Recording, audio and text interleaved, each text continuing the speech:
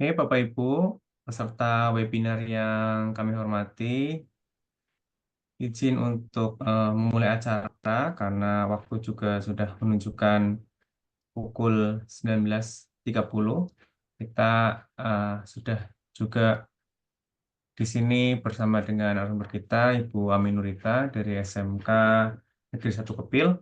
Baik Bapak Ibu, izin untuk eh, memimpin pada acara kesempatan malam hari ini. Oke, Bismillahirrahmanirrahim. Assalamualaikum warahmatullahi wabarakatuh. Waalaikumsalam Amin. warahmatullahi wabarakatuh. Wabihi nasta'in ala umuri dunya waddin wassalatu wassalamu ala asrofil anbiya'i wal mursalin amma ba'd. Yang saya hormati pada kesempatan malam hari ini beliau narasumber kita Ibu Ami Nurita. Yang saya hormati pula rekan-rekan anggota webinar dan peserta webinar pada kesempatan malam hari ini. Alhamdulillah, marilah sama-sama kita panjatkan puja-puji syukur kehadirat Allah SWT yang telah memberikan kita banyak sekali kenikmatan sehingga bisa berkumpul pada malam hari ini. Di tengah kesibukan, di tengah aktivitas kita sebagai seorang pendidik, kita masih sempat untuk belajar bersama. Harapannya waktu yang sudah kita luangkan dan kemudian energi yang sudah kita keluarkan juga menjadi amal ibadah yang nantinya bisa membuat kita bangga nantinya. Allahumma amin. Baik Bapak Ibu, sebelum memulai webinar, saya akan membacakan terlebih dahulu tentang kesepakatan webinar pada kesempatan malam hari ini. Yang pertama, webinar kita akan diselenggarakan dengan semangat kolaboratif, saling menghargai, dan akademis. Susunan acara kita adalah sebagai berikut.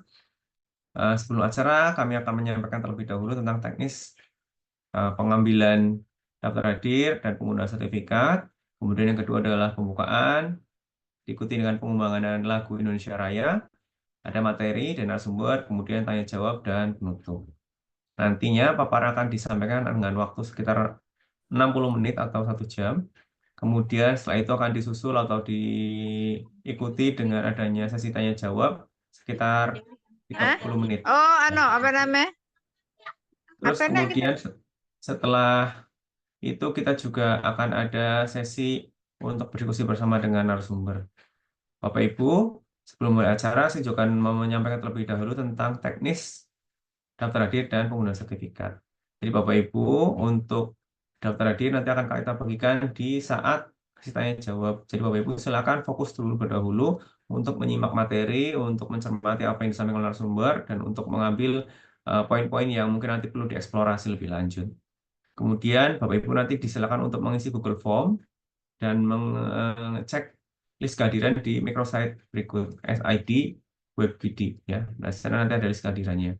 Pastikan Bapak Ibu namanya sudah ada di sana dan nanti akan di-generate secara otomatis menggunakan sistem.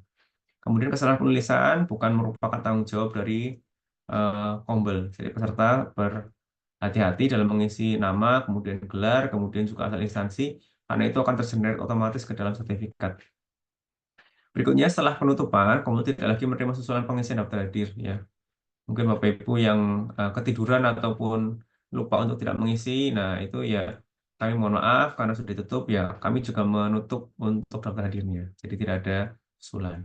Sertifikat akan dikeluarkan maksimal 3 hari setelah acara selesai, tapi kami usahakan untuk malam hari ini juga untuk bisa mengenerate sertifikat Bapak Ibu supaya nanti ketika keluar room, keluar virtual meeting sudah selesai dalam urusan administrasi dan urusan sertifikat. Jadi nanti tinggal menunggu mungkin 2-3 hari untuk mengupload video atau rekaman pada webinar kita.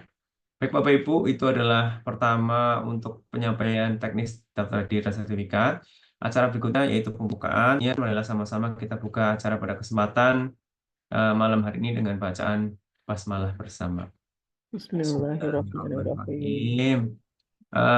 Baik Bapak Ibu, acara yang kedua adalah mendengarkan dan menyimak lagu Indonesia Raya untuk nasionalisme dan cinta tanah air kita. Marilah sama-sama kita mendengarkan lagu Indonesia Raya dengan penuh hikmat dan penuh rasa cinta tanah air.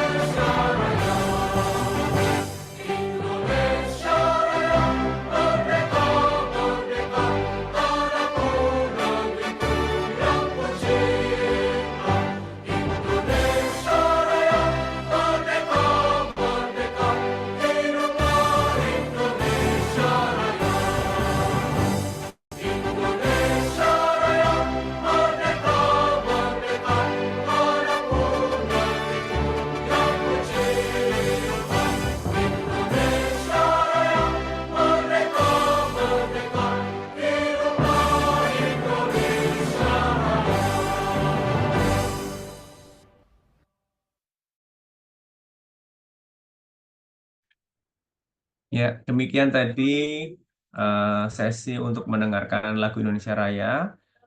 Berikutnya, karena di sini sudah ada narasumber kita, langsung saja kita persilakan beliau untuk menyampaikan maparannya dengan kisaran waktu sekitar 60 menit, nanti disusul dengan tanya jawab. Pada beliau, Ibu Ami Nurita, kami persilahkan. Oke, baik. Terima kasih Mas Yusron. Mohon maaf Mas Yusron, ini kamera saya sepertinya masih agak sedikit trouble ya. Nanti sambil jalan biar waktunya bisa sedikit agak hemat sambil kita mulai saja. Atau saya dikirimi link Zoom-nya ke WA saya, Mas. Oh, siap, Ibu. Siap, Oke, siap. biar saya bisa double ini. Oke, sebentar. Sambil saya siapkan untuk materinya, nih, saya share screen ya. Ya.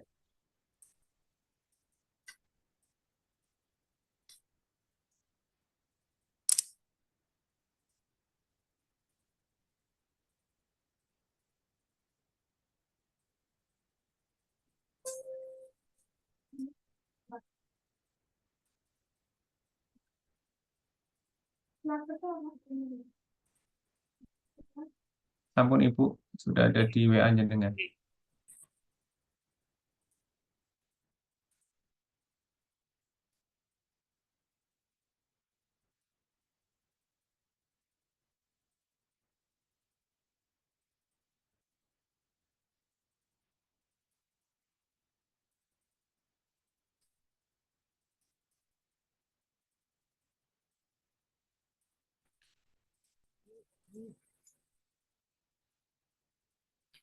Oke, baik. Share screen saya sudah bisa kelihatan ya, Mas?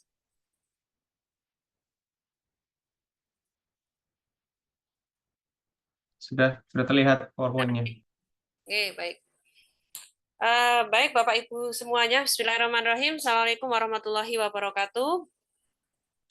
Alhamdulillahirrabbilalamin. Asyhadu alla ilaha illallah wahdahu la syarikalah wa asyhadu anna Muhammadan abduhu wa rasuluh. Alhamdulillah, puji syukur senantiasa kita panjatkan karena dengan rahmat dan hidayah Allah pada malam hari ini, Bapak Ibu semuanya, kita mencoba untuk sharing bersama Bapak Ibu di kegiatan komunitas belajar yang dipelopori oleh Mas Yusron. Sebelumnya Bapak Ibu, izinkan saya untuk memperkenalkan diri. Kebetulan saya dari SMK Negeri 1 Kepel yang diberi amanah menjadi Kepala SMK Negeri 1 Kepel sejak tahun 2022. Januari 2022. Jadi ini sudah berjalan kurang lebih 3 tahun. Sebelumnya saya sebagai Kepala SMK di SMK Negeri 1 Kalibawang. Kemudian sebelum di SMK Negeri 1 Kalibawang, kebetulan guru di SMK Negeri 2 Wonosobo, tepatnya guru bangunan Bapak Ibu. Jadi Bapak Ibu nanti kita mencoba di sini untuk bisa belajar bersama, nggih, bareng-bareng aja saling memotivasi. Ini Mas Yusron keren sekali nih, aktif sekali untuk komunitas belajarnya. Bapak Ibu bahwa ketika kita berbicara terkait dengan sebuah pembelajaran di satuan pendidikannya masing-masing, tentunya masing-masing satuan pendidikan pasti memiliki problem yang berbeda-beda. Itu ketika Bapak Ibu misalnya pada saat berada di posisi sebagai guru itu dengan berbagai masalah yang dihadapi oleh teman-teman dengan peserta didiknya, kemudian mungkin dengan fasilitasnya, dengan kondisi di satuan pendidikannya, itu masalah-masalah yang pasti dihadapi oleh teman-teman semuanya. Tetapi kita mencoba bahwa dari setiap masalah yang kita hadapi itu justru akan memberikan sebuah ide-ide brilian bagi kita. Sama halnya ketika saya menjadi kepala SMK dimanapun berada, itu harus ada sesuatu karya yang bisa kita hasilkan. Nah, pada malam hari ini, Bapak Ibu, kebetulan saya dimintai tolong untuk Mas Yusron untuk bisa menyampaikan berbagi praktek baik. Nggak tahu ini Mas Yusron melihatnya dari mana, saya tidak tahu ini karena tiba-tiba langsung dihubungi ya Mas. Saya langsung tiba-tiba dihubungi di WA. Sebenarnya mungkin nggak layak ya Mas ya. Kita santai aja ya Mas. Ini malam hari ini maksud saya jangan dibuat sepanan ya. Namanya belajar bersama kan otomatis ya yang santai-santai aja. Nah, Bapak Ibu sebenarnya berbagi praktek baik itu bisa dilakukan oleh siapa saja Bapak Ibu. Ini sayangnya kamera saya kok nggak bisa ya Mas. Wah, nggak tahu ini. Mungkin laptop saya sedang capek ya. Tapi enggak apa-apa ya. Yang penting wajah saya ini ya Bapak Ibu, nanti jangan keliru dengan yang ini ya. Ini wajahnya anak saya, ini wajahnya modelnya salah satu guru saya ya. Jadi waktu membuat sebuah desain dilombakan di Malang, kebetulan ini modelnya gitu, orang Malang. Dan saat ini anak ini sedang kuliah di UMY, kemarin sempat berkomunikasi dengan kami. Tapi menjadi model dari desainnya salah satu karya peserta didik di SMK Negeri 1 Kepil. Nah, berbagi praktek baik itu bisa dilakukan oleh siapa saja sebenarnya, Bapak Ibu, antar guru di satuan pendidikan. Nah, kemudian lintas satuan pendidikan. Nah, itu perlu dibiasakan. Karena kalau kita merasa bahwa diri kita itu sudah sangat lihai menjadi guru, sangat profesional menjadi guru, maka pada saat kita keluar dari satuan pendidikan, kemudian mata kita akan terbuka bahwa ternyata di luar sana banyak sekali guru-guru yang kreatif, yang inovatif. Nah, barulah kita akan sadar bahwa apa yang kita lakukan sebagai guru itu ternyata kok belum apa-apanya. Seperti Mas Yusron ini kemarin ikut yang 2023 ya Mas ya? Yang untuk guru SMK Inspiratif, inovatif. Bu. Inspiratif. Oh, inspiratif ya. Jadi kalau sekarang ini kan Bapak Ibu kalau mau ikut kegiatan-kegiatan lomba, sekarang namanya Jambore ya, dibuat Jambore Jambore GN. GTK ya. Tahun 2024 ini Jambore GTK. Seleksinya mulai dari tingkat provinsi kemudian nanti di nasional. Beberapa tahun yang lalu kegiatan lomba seperti ini sebenarnya langsung ke nasional. Jadi nasional langsung diambil 20, 20 kemudian diseleksi melalui wawancara diambil 10, 10 kemudian yang ke Jakarta. Tapi kalau pada saat saya menjadi guru itu seleksinya lebih ketat, Mas. Jadi kalau guru berprestasi itu seleksinya mulai dari tingkat kabupaten, kabupaten menjadi utusan masing-masing kabupaten untuk maju ke provinsi, kemudian di provinsi Jawa Tengah itu kan teman-teman hebat-hebat itu kan berada di provinsi Jawa Tengah. Jadi biasanya itu berat itu justru di provinsi Jawa Tengah. Nanti kalau sudah di Jawa Tengah itu bisa maju ke nasional, pasti di tingkat nasional itu pasti akan mendapatkan 3 besar, 5 besar seperti itu. Karena saingan terberat itu berada di Jawa Tengah, Bapak Ibu. Jawa Tengah itu kan kantongnya teman-teman yang potensi ya, berprestasi. Meskipun beberapa tahun terakhir kemarin agak sedikit tersaingi oleh Jawa Timur dan Yogyakarta. Tapi dari dulu-dulu itu Jawa Tengah selalu memboyong prestasi juara umumnya di setiap kegiatan ajang guru berprestasi. Nah, di guru berprestasi, kebetulan saya sempat maju sampai tingkat nasional itu di tahun 2017, Mas Yusran. Jadi 2017 itu maju di tingkat nasional, yang itu memang sudah langsung utusannya masing-masing provinsi. Sampai saat ini ya nggak bisa lupa, Mas, karena memang perjuangannya luar biasa. Kita harus all out, nggak peduli tenaga, pikiran, uang, dan sebagainya yang kita keluarkan untuk bisa berada di Jakarta itu di 2017.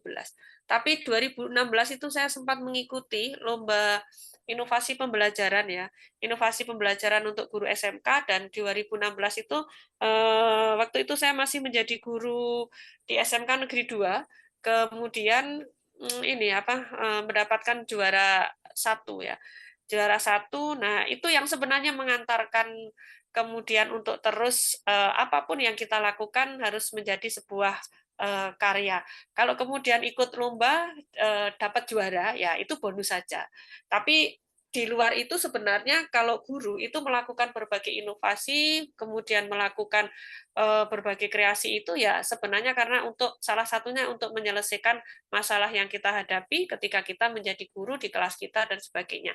Jadi gambarannya sebagai prolognya itu sebenarnya seperti itu kalau kita berbicara terkait dengan prestasi. Nah, Bapak Ibu, hari ini saya akan mencoba untuk berbagi praktek. Judulnya adalah Cisco One Six Go. Jadi ini merupakan langkah atau tahapan yang saya lakukan di SMK Negeri 1 Kepil mulai dari tahun 2022.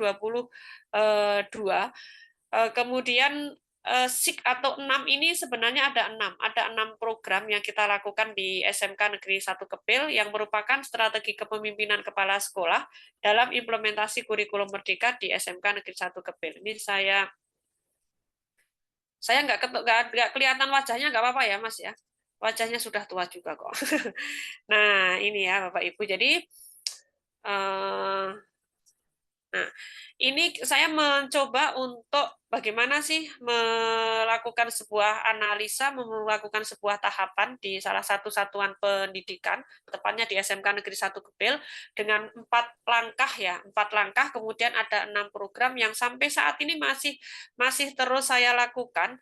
Kemudian kita sambil evaluasi, kemudian ditambah. Kalau sebelumnya saya di SMK Negeri 1 Kalibawang itu pernah punya best practice namanya Circle Smart Lensa, Mas. Nanti di YouTube saya itu ada. Jadi itu merupakan sebuah langkah juga. Saya yakin kemarin Mas Yusron ketika maju di tingkat nasional itu juga judulnya itu kan pasti dibuat yang menarik dulu ya. Karena iya, judulnya harus yang menarik karena memang kadang itu Yuri itu membaca sebuah naskah itu pertama dari judulnya dulu. Kalau judulnya sudah dibaca, oh menarik nih, terus dalamnya seperti apa? Biasanya seperti itu. Nah, kemudian Bapak Ibu kita mencoba sedikit dulu nggih, kita refresh dulu.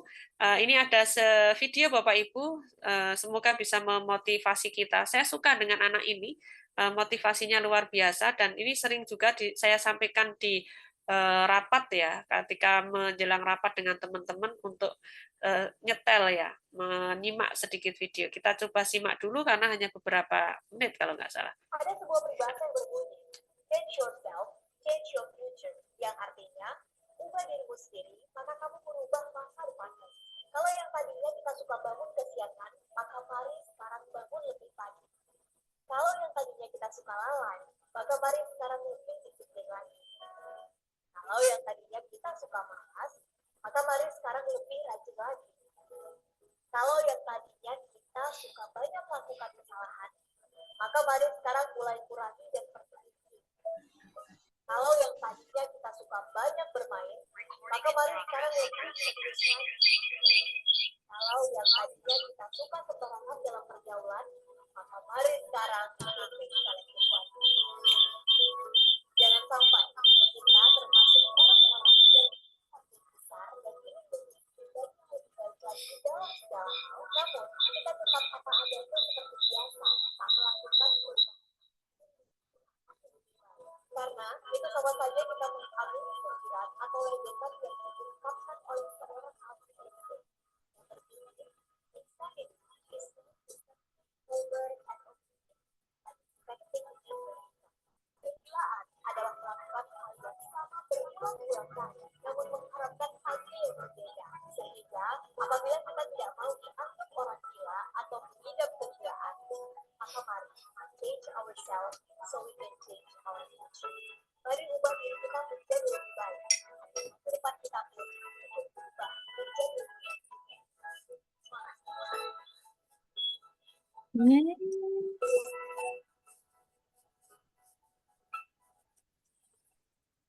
Oke, baik. Nah, Bapak Ibu ternyata kita harus gila ya. Kalau misalnya kita mau menjadi orang yang hebat, ternyata kita harus gila.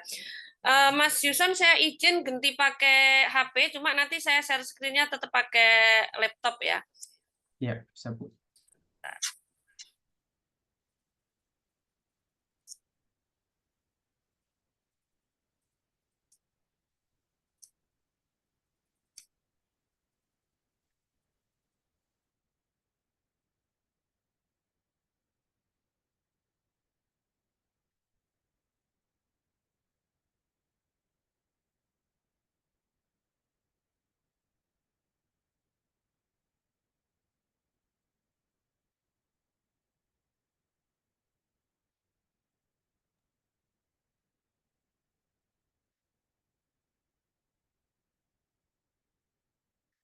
Oke, cek. Suara saya bisa kedengaran, Mas? Masuk, Bu. Nah, ya. Jadi saya nge-share-nya pakai laptop, tapi saya ngomongnya pakai HP. Biar wajah Siap. saya kelihatan. Ya, tapi kalau wajahnya masih agak kelihatan ngantuk dan sebagainya, mohon maaf ya, Mas ya, karena baru aja pulang dari BIMTEK ini. Wes. Baik Bapak Ibu, yuk kita lanjutkan lagi nih Bapak Ibu. Ya, pokoknya harus ada ide bagaimanapun caranya. Padahal tadi ini saya bisa tadi itu saya bisa untuk kameranya, tapi tiba-tiba setelah saya restart malah jadi nggak bisa.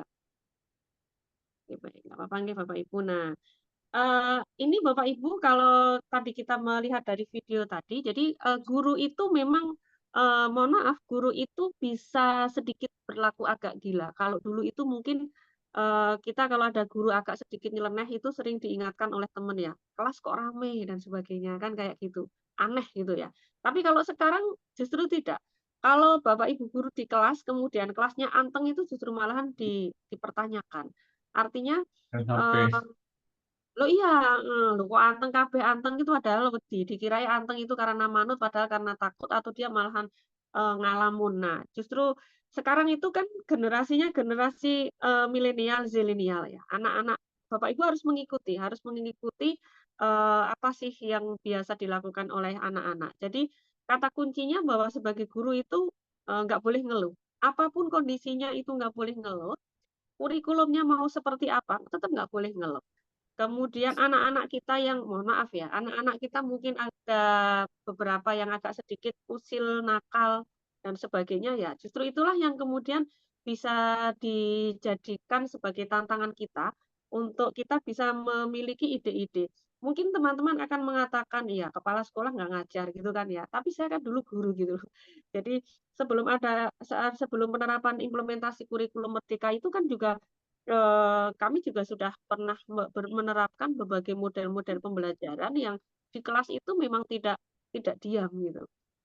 Oke, baik saya lanjut ke sini dulu nih Bapak Ibu, nanti di berbagi prakteknya nggak jadi kalau saya sudah ngomong terkait dengan guru, Mas. Nah, Bapak Ibu, kalau kita mau mengikuti lomba, itu kan biasanya kita harus mengikuti sistematikanya, aturannya itu kan dari panitia.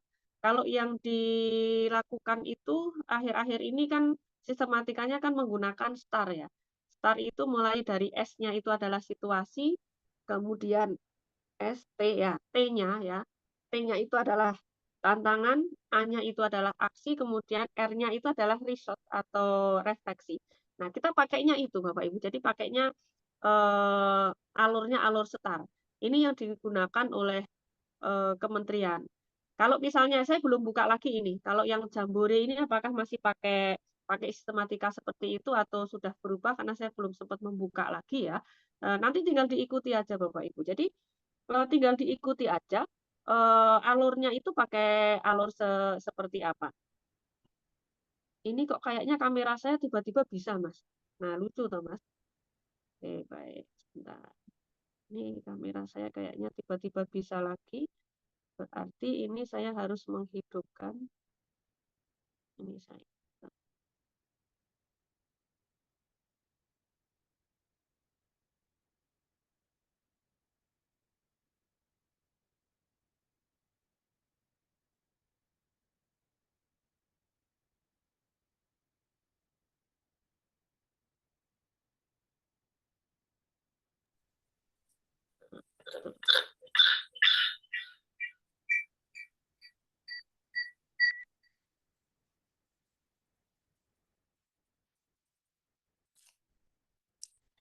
Nah, tiba-tiba bisa ini. Sorry, double ini.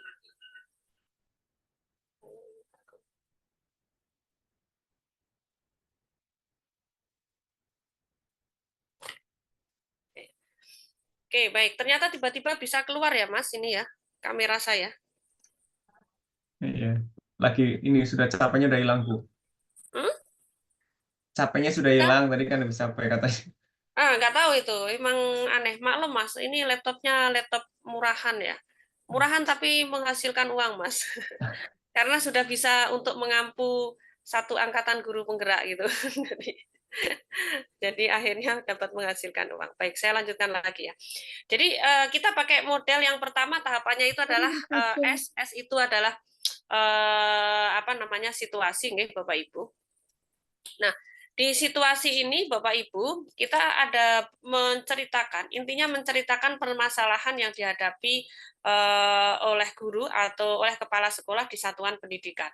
Nah, di best practice ini, yang di Siskoan ini, permasalahan yang ada di tahun 2022 ini, satu, bahwa guru dalam merubah strategi pembelajaran dalam IKM, ini memang karena perubahan ya. Jadi, waktu itu kan kalau SMK itu yang menggunakan kurikulum merdeka, itu adalah SMK PK ya. Kemudian SMK yang non-PK, itu belum IKM. Kemudian di tahun yang mulai 2023 itu kan sudah harus menggunakan IKM ya.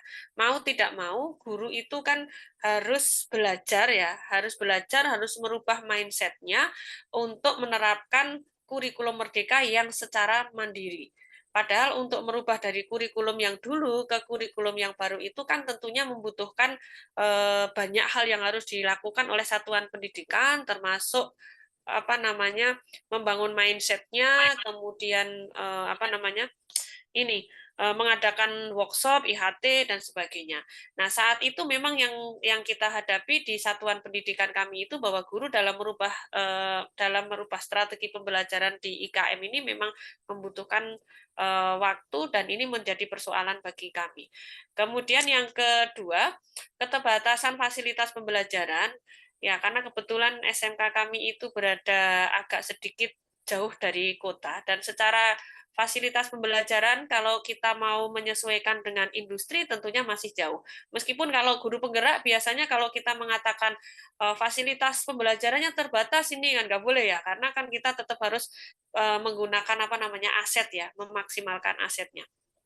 Nah, kemudian kurangnya pelatihan untuk peningkatan kompetensi guru, baik itu secara daring dan sebagainya. Karena saya melihatnya kan dari dokumen ya, dokumen pelatihan-pelatihan yang diikuti oleh teman-teman, bagaimana guru-guru itu apakah terutama guru produktif atau guru kejuruan itu sering magang guru atau tidak.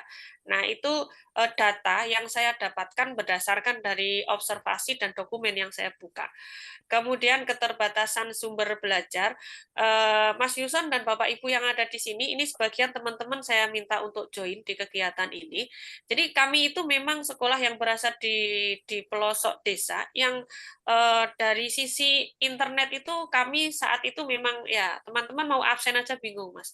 Mau absen aja bingung, listrik sering mati. Tapi sekarang untuk internet, alhamdulillah kita sudah double wifi. Tapi kalau untuk listrik sampai saat ini masih sering mati, Mas. Jadi ya itulah kondisinya. Tapi apakah kemudian kita akan menerima kondisi itu? Kemudian kita akan merasa bahwa ya udahlah kondisinya seperti ini, udah biarin aja. Tentunya kan tidak. Justru situasi atau permasalahan yang kita hadapi inilah yang kemudian menuntut dan memaksa kita untuk terus bergerak ya, untuk terus bergerak, berinovasi, berkreasi, apa yang harus kita lakukan untuk memberikan pelayanan yang terbaik untuk peserta didik kita. Nah, ini beberapa permasalahan Bapak Ibu yang kita hadapi. Kemudian yang terakhir ini saya katakan ada keterbatasan jaringan internet. Nah, sebenarnya masalahnya banyak sekali ya, situasi yang ada, kondisinya, tetapi saya rangkum ada kurang lebihnya 5 ini yang menjadi latar belakang, kemudian saya membuat sebuah strategi tahapan dengan tahapan Cisco One, Sixgo tadi. Kemudian tantangannya Bapak Ibu, yang pertama tantangannya bahwa dari sumber daya manusia itu kan ada mulai dari kepala sekolah, guru sampai dengan TU ya. Bapak Ibu kalau teman-teman ada yang ikut di guru penggerak itu kan ada namanya 7 aset modal ya. Satu itu antara lain adalah sumber daya manusia. Di satuan pendidikan itu SDM ya, SDM itu merupakan hal yang sangat penting sekali bagi kita dan itu memang yang harus kita godok. Beberapa puluh tahun yang lalu pendidikan di Indonesia dengan di Malaysia itu kan bagus di Indonesia. Teman-teman yang di Malaysia itu kan belajar di Indonesia nih Bapak Ibu ya. Tapi kenapa sekarang pendidikannya lebih bagus di Malaysia? Karena yang difokuskan Malaysia saat itu adalah SDM-nya dulu. Jadi SDM itu kan membutuhkan waktu yang cukup panjang, puluhan tahun bahkan bisa jadi ratusan tahun untuk bisa membentuk sebuah SDM. Supaya apa? SDM ini yang nanti akan mempersiapkan generasi penerus kita, yaitu untuk anak-anak kita. Kalau secara fisik Bapak Ibu, sekolah misalnya ya, secara fisik nggak ada nih gedungnya atau mungkin nggak layak. Begitu ada uang, dalam waktu 3 bulan, dalam waktu 6 bulan bisa berdiri. Tetapi untuk membangun SDM ini butuh waktu yang luar biasa. Maka Bapak Ibu kalau kepingin belajar lebih banyak terkait dengan bagaimana pengelolaan sumber daya manusia, itu ada bukunya ya. The Human Research itu kan ada bukunya, mau pakai bahasa Inggris bisa, buku bahasa Indonesia ada.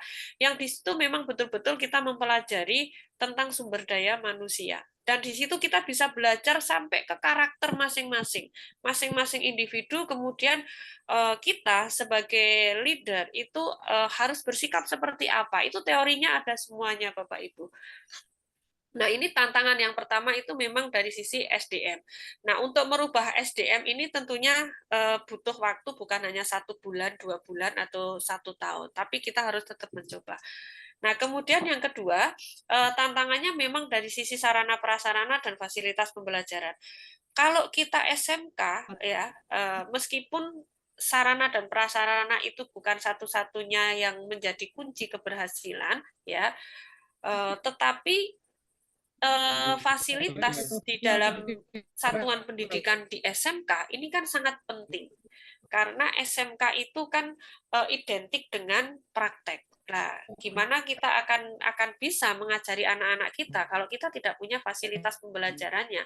Misalnya ada di jurusan TBSM, kita nggak punya nih alat-alatnya. Di jurusan sana kok nggak ada mesinnya gitu kan? Nah, otomatis kan juga nggak mungkin juga kan nih Bapak Ibu. Kalau misalnya kita masih gegei pakai teori-teori saja, ya apakah itu SMK-nya itu SMK sastra? Artinya memang fasilitas itu sangat penting. Maka ketika ada tuntutan bahwa lulusan SMK kompetensinya itu sesuai dengan standar industri, ya memang satuan pendidikan itu harus ngimbangi dengan alat-alat ya, alat-alat yang ada di satuan pendidikan kita ya sesuai dengan standar industri. Sementara industri itu kan larinya cepat sekali ya. Saya contohkan misalnya ada jurusan pemodelan DPIB gitu ya. Kalau jurusan DPIB kok komputernya saja masih hidup mati ya gimana mau maju kan kayak gitu. Masih belajarnya masih sebatas AutoCAD misalnya ya. Ya, tidak sesuai dengan kebutuhan industri kan seperti itu. Karena apa? Sekarang sudah zamannya BIM misalnya seperti itu.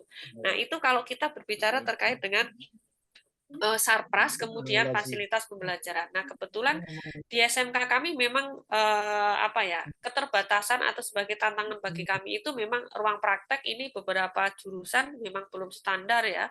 Kemudian jaringan internet yang tadi saya sempat menyampaikan bahwa ya internetnya teman-teman dulu mau absen aja kan bingung ya. Jadi benar ini saya nggak ngapusi Mas. Jadi mau absen itu teman-teman itu bingung, sehingga kalau pas nggak bisa absen, ada guru yang jauh setengah 4 sudah harus pulang ya, akhirnya Harus ya. FM kan kayak gitu. Nah, kemudian tantangan yang berikutnya lagi Bapak Ibu, kondisi peserta didik. Bapak Ibu di tahun 2019 ya, 2020 awal ya, Februari itu kan mulai muncul COVID ya. Anak-anak kita yang di saat SMP-nya itu pas masa pandemi ya, masa COVID, otomatis dia kan selama di SMP 2 tahun, hampir 3 tahun itu kan nggak belajar ya, belajarnya kan ya sakarepe dhewe gitu kan. Maka ini juga akan mempengaruhi input yang masuk di SMK. Udah diakui atau tidak itu tetap itu berpengaruh. Sama halnya dengan siswa kita yang kelas 10, kelas 11 itu kemudian dia masih COVID pembelajarannya, kemudian di kelas 3 ya itu otomatis di kelas 12 ya dia pasti akan sangat kurang bekalnya. Apalagi dulu sempat PKL juga tidak ada. Nah, ini menjadi tantangan bagi satuan pendidikan, bagi Bapak Ibu guru juga pada saat menghadapi kondisi peserta didik yang memang kondisinya itu realitanya itu adalah pasca COVID tadi. Kemudian yang keempat ya, yang keempat keterlibatan industri dan pemerintah yang belum maksimal. Nah, Bapak Ibu bahwa SMK itu kan linear dengan atau apa ya, harus kerjasama, harus link and match dengan yang namanya industri.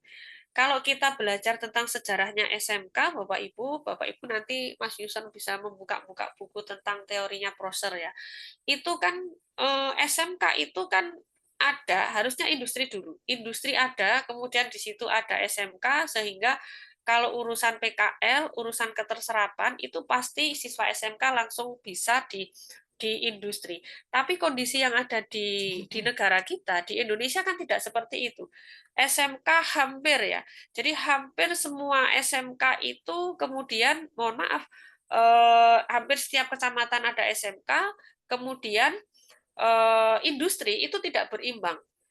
Jadi akhirnya link and match-nya antara SMK dengan industri itu ya kebanyakan formalitas. Sinkronisasi kurikulum iya ada, tapi kan kalau kita boleh jujur juga sinkronisasinya kebanyakan juga masih di atas kertas. Artinya follow up-nya itu memang apa ya, tindak lanjutnya itu belum maksimal.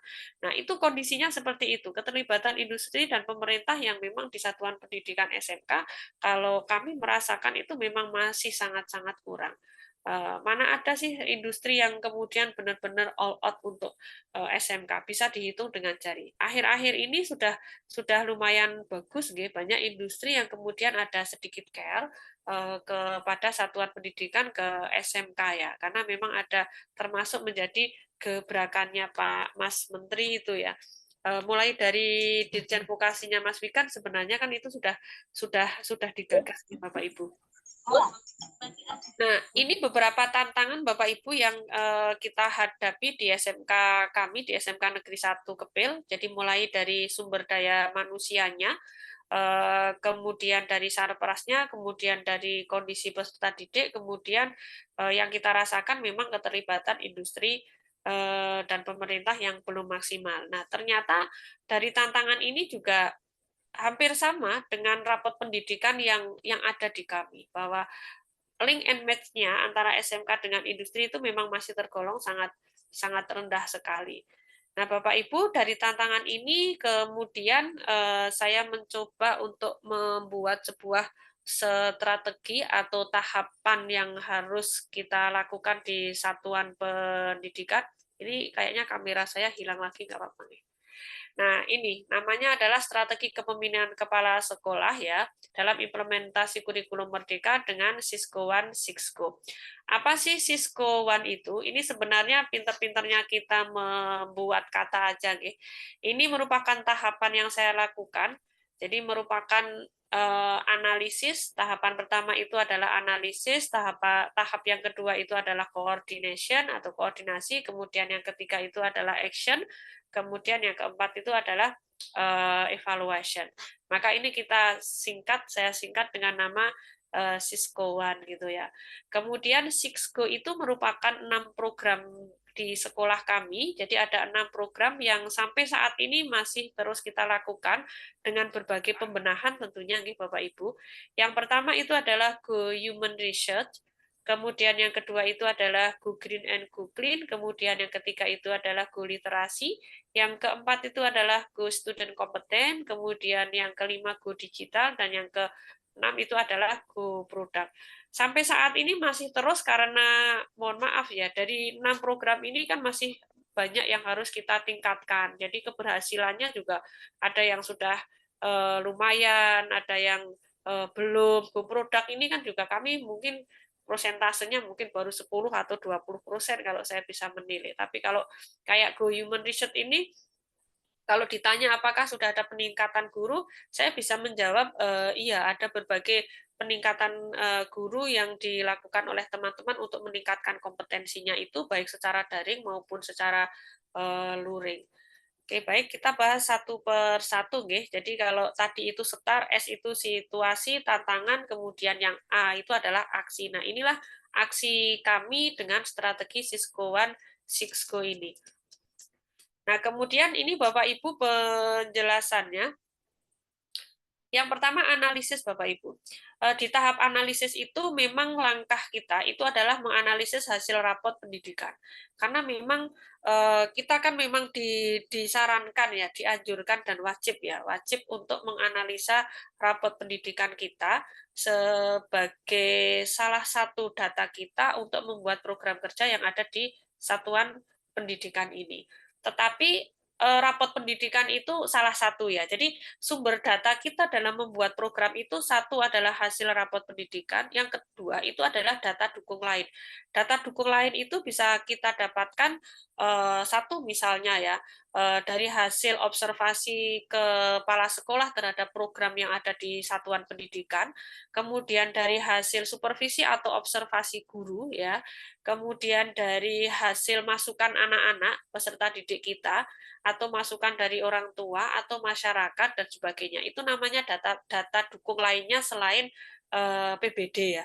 Jadi PBD itu yang membuka bukan hanya kepala sekolah dengan wakak kurikulumnya ya, tetapi Bapak Ibu guru itu bisa membuka hasil rapor pendidikannya di satuan pendidikannya. Sehingga tahu kayak apa sih indikator numerasinya seperti apa, indikator anak literasinya seperti apa. Guru itu harus tahu, wajib tahu. Nanti disalahkan kalau sampai guru itu tidak tahu rapor pendidikannya di satuan pendidikan di mana dia itu bekerja. Nah, ini analisa yang kita lakukan. Jadi dari hasil rapor pendidikan, rekomendasi PBD ini, kemudian dari data dukung lain yang tadi saya sebutkan.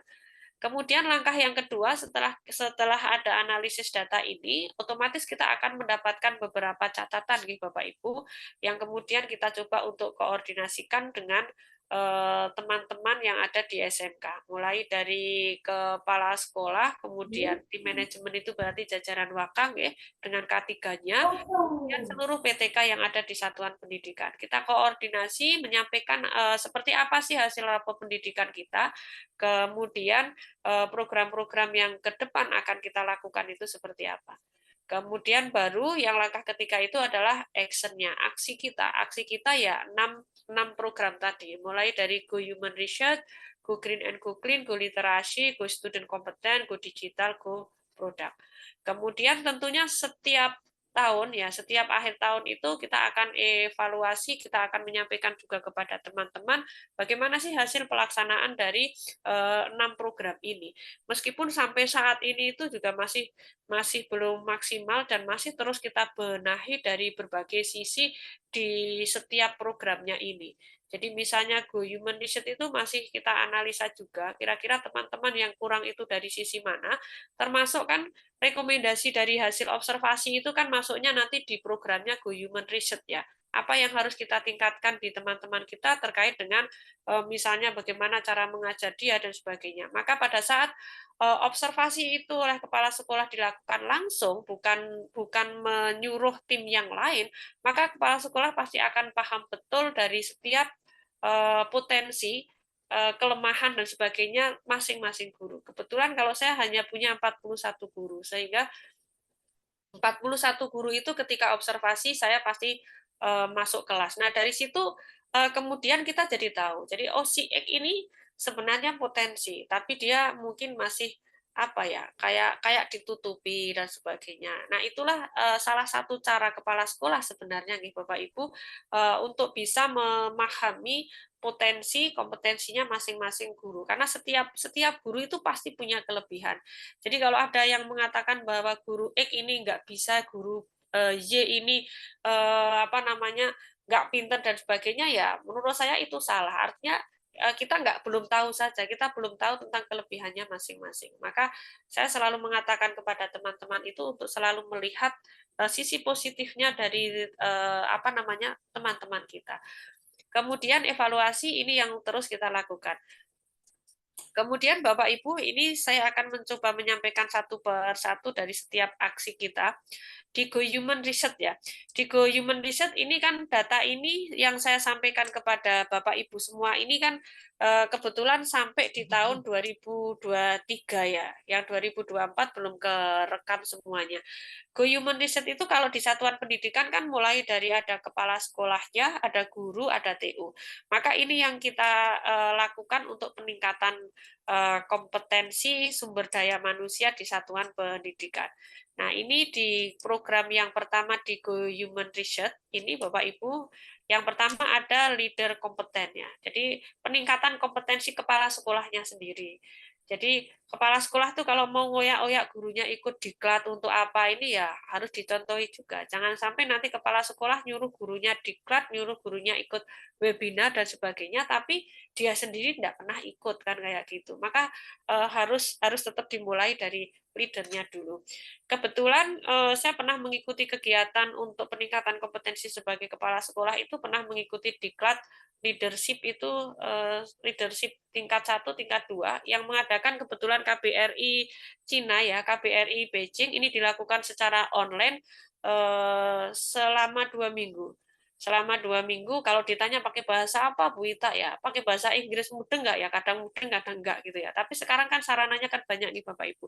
Artinya saya rasa tidak masalah pada saat kita itu apa namanya mengikuti kegiatan yang bahasanya kebetulan bukan bahasa Indonesia karena sekarang kan banyak cara kita untuk bisa memahami setiap tulisan yang ada di materi-materi diklat itu.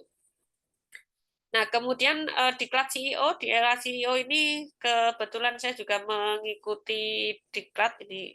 Nah, kemudian upskilling dan reskilling ini kebetulan di 2022. Jadi bukan hanya guru Bapak Ibu yang juga perlu melakukan atau mengikuti kegiatan upskilling dan reskilling. Cuma kalau upskilling dan reskilling itu sama dengan guru, caranya daftar dulu. Jadi kalau pas belum ada panggilan ya nggak bisa ikut.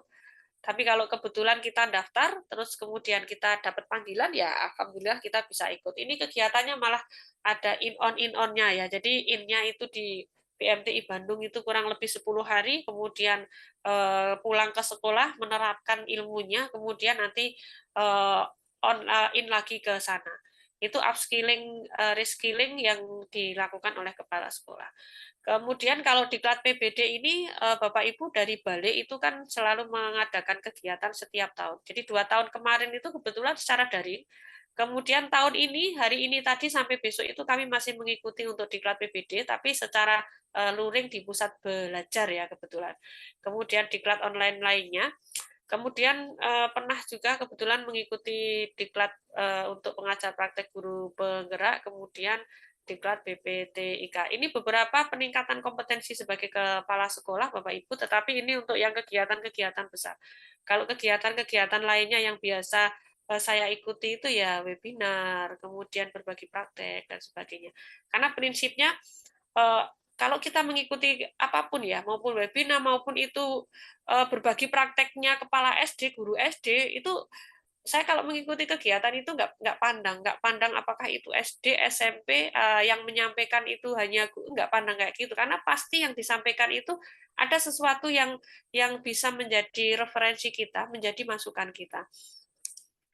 Nah, kemudian yang berikutnya untuk peningkatan kompetensi guru atau masih di Go Human Research ya, tetapi kita namakan dengan Teachers Competence ya. Ini peningkatan kompetensi guru.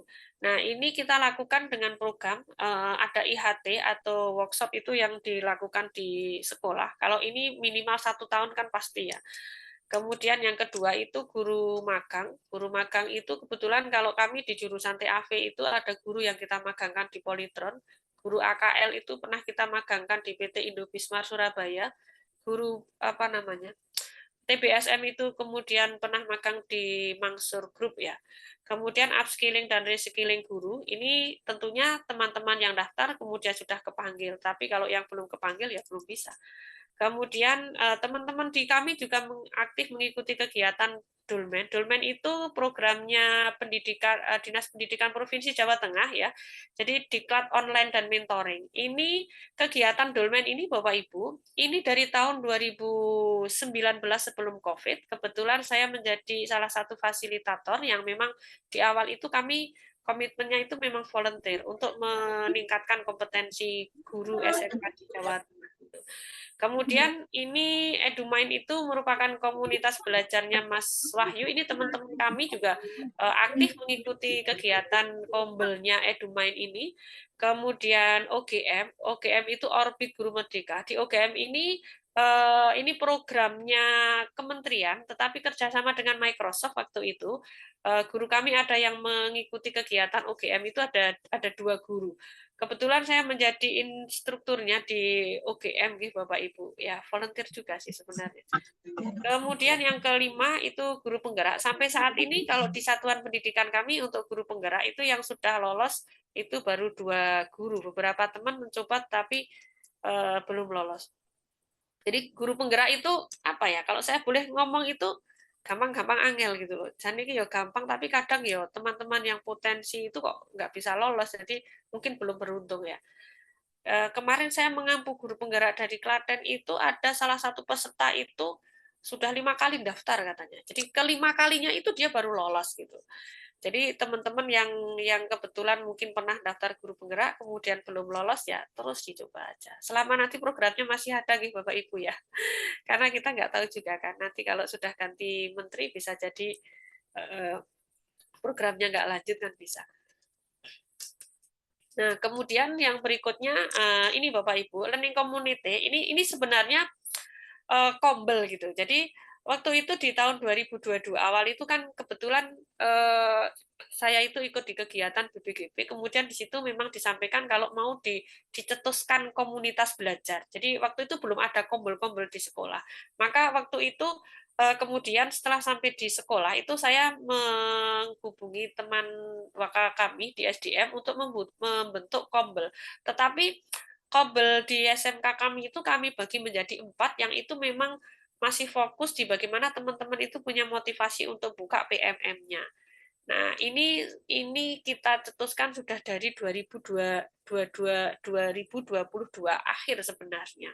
Tetapi sampai saat ini juga belum maksimal juga nih. Meskipun ini sudah terus kita coba, mudah-mudahan tahun ini nanti sudah mulai ada greget baru. Karena dengan kombel ini sebenarnya efektif sekali Bapak Ibu. Kita belajar di kombel kita itu teman-teman itu bisa sharing, ngobrolin apa yang dihadapi di kelasnya, bagaimana dengan anak-anak kita. Jadi guru itu apa ya, biasakan bahwa yang menjadi topik obrolan itu ya sekitar siswa kita gitu ya, siswa bagaimana nanti anak ini kita tingkatkan potensinya seperti apa. Bukan ngobrolin siswanya yang jelek-jelek saja itu bukan ya. Tetapi lebih ke solusi-solusi terhadap masalah yang dihadapi oleh teman-teman guru. Maka kombel itu di satuan pendidikan itu kan sebenarnya efektif. Jadi kegiatan kombel itu kan bisa dilakukan secara daring, bisa dilakukan secara luring.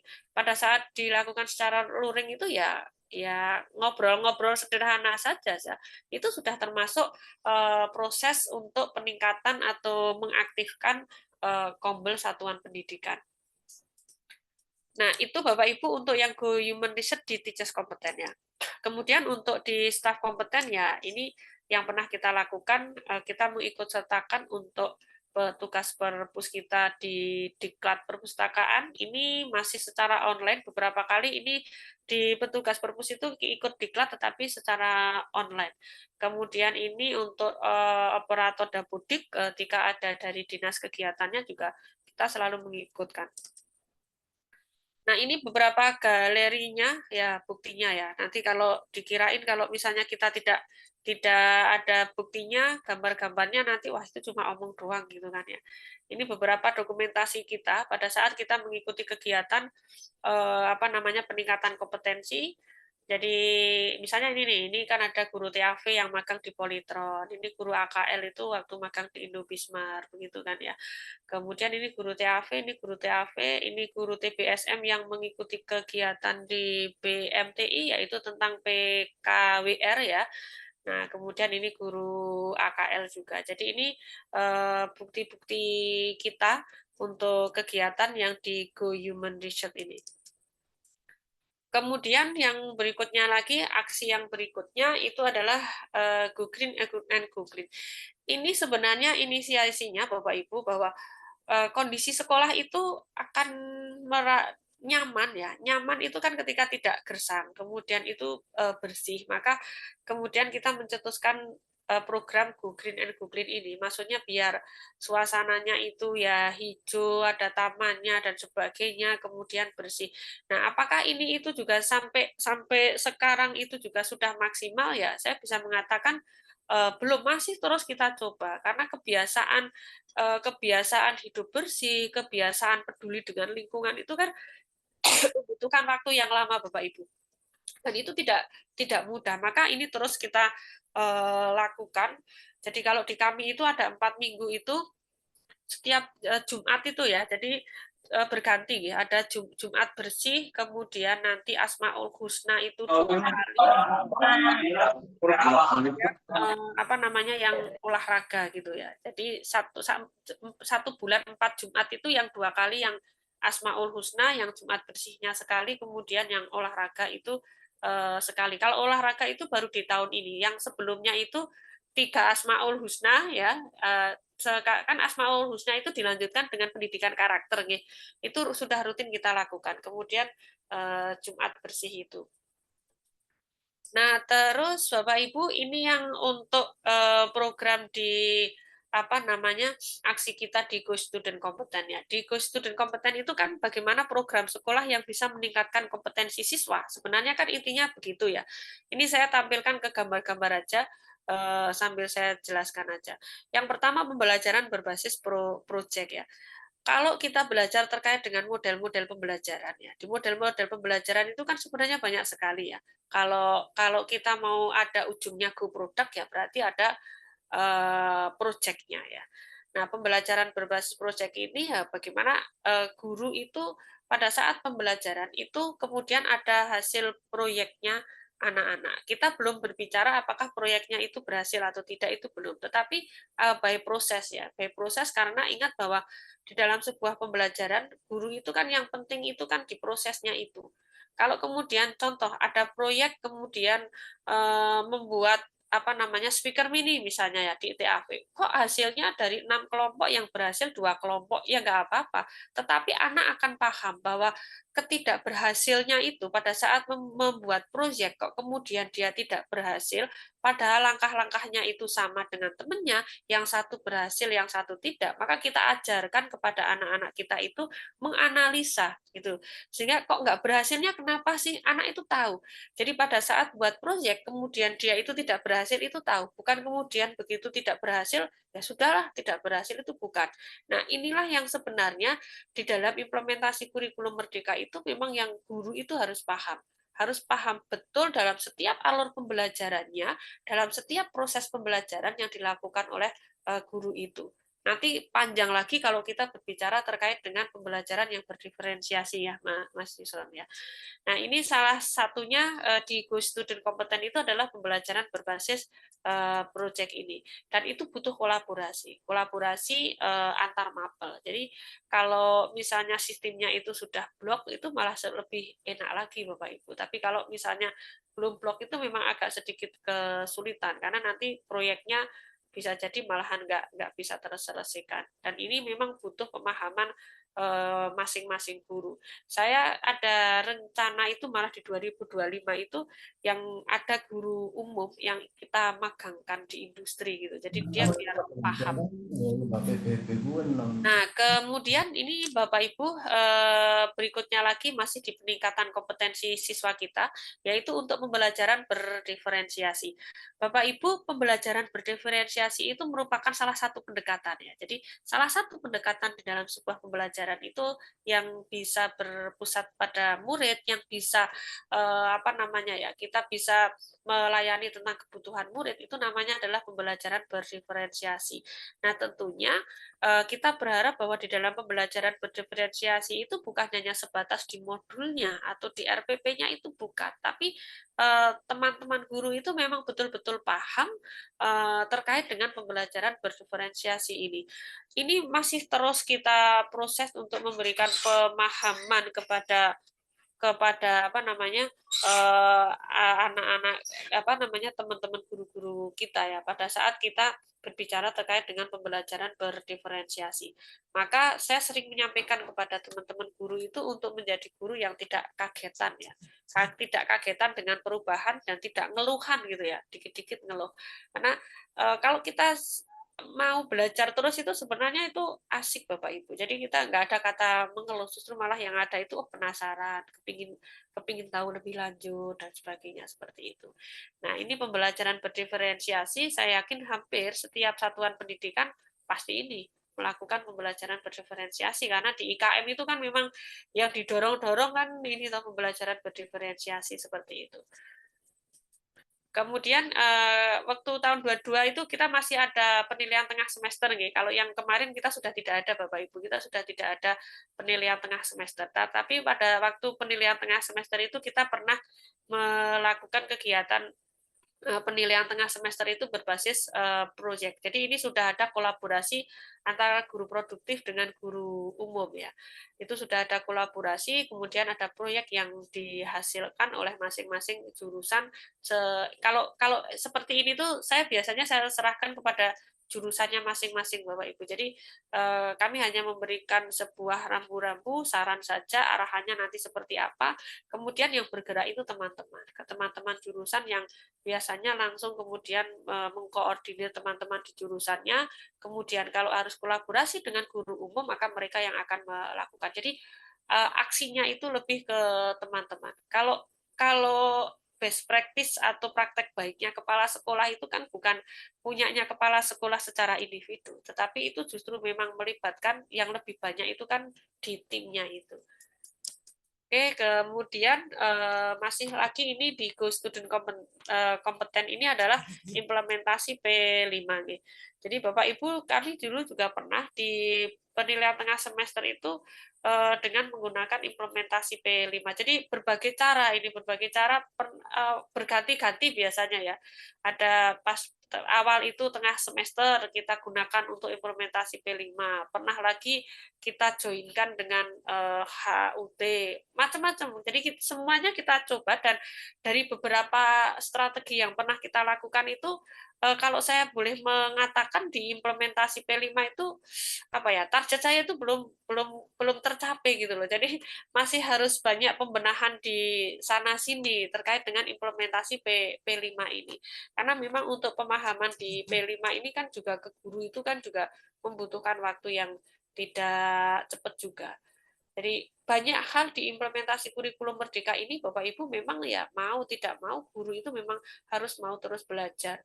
Harus terus belajar untuk bisa memahami sakjane ini ruhnya yang ada di kurikulum merdeka ini apa. Kadang kan kalau orang yang tidak mau tahu itu kan langsung menganggap bahwa apa sih kurikulum merdeka kayak gitu ya. Karena mungkin belum tahu secara utuh. Kalau secara ininya kan memang sebenarnya bagus, cuma kendala di lapangan yang sering dijampai oleh teman-teman itu yang kemudian akhirnya teman-teman kadang sering agak sedikit putus asa ya. Jangankan guru ya, sesama antar kepala sekolah aja kan juga kadang kepala sekolah itu juga sering ada yang menyampaikan juga. Jadi sedikit komentar tentang kurikulum merdeka ini. Tapi kadang kalau pas ada yang kepala yang begitu biasanya saya agak diam dulu karena mungkin kan tidak mempelajari kurikulum merdeka itu secara utuh ya. Tapi kalau kita mempelajari secara utuh sebenarnya sangat bagus ini. Cuma ya itu tadi memang butuh pembenahan di sana sini. Nah, kemudian ini masih dalam rangka untuk peningkatan kompetensi di peserta didik nih Bapak Ibu. Kita mencoba untuk mendatangkan guru tamu. Ini beberapa guru tamu yang pernah kita datangkan. Kebetulan ada yang dari Indo Bismar juga ya. Ini guru tamu itu. Nah, guru sekarang itu kan janjinya enak banget Bapak Ibu. Yang penting kepala sekolahnya mendukung ya. Artinya begini, guru itu kan posisinya sebagai fasilitator, ya kan. Materi-materi tertentu, kemudian kita akan mendatangkan guru tamu itu bisa. Nah, kalau murid kita kemudian diajar oleh gurune terus, dek gurune itu bosen nih kan ya, murid kita jelas tambah bosen ya. Maka pinter-pinternya guru itu bisa mengkolaborasi, mendatangkan guru tamu. Tentunya harus komunikasi, koordinasi dengan manajemen ya, tim manajemen dengan kurikulum, dengan kepala sekolah. Karena mendatangkan guru tamu kan ya, kadang kan kita juga mengeluarkan kos juga ya. Tetapi itu perlu dilakukan. Kalau di saya itu sering saya tahu silahkan kalau memang mau mengundang guru tamu. Tapi ya mungkin teman-teman kadang suka suka apa ya, masih agak sedikit ragu-ragu. Tapi ini sudah terus kita coba di sekolah kami meskipun ya belum ideal ya. Ideal itu kan artinya kalau paling enggak itu kan 1 semester sampai 3-5 guru tamu kan kayak gitu ya. Guru tamu juga bisa mengajarkan tentang entrepreneurnya gitu kan, bisa mengajarkan tentang bagaimana budaya kerja, macam-macam sebenarnya yang bisa dilakukan oleh teman-teman di satuan pendidikan ini untuk bisa memberikan sebuah pelayanan yang baik untuk murid-murid kita.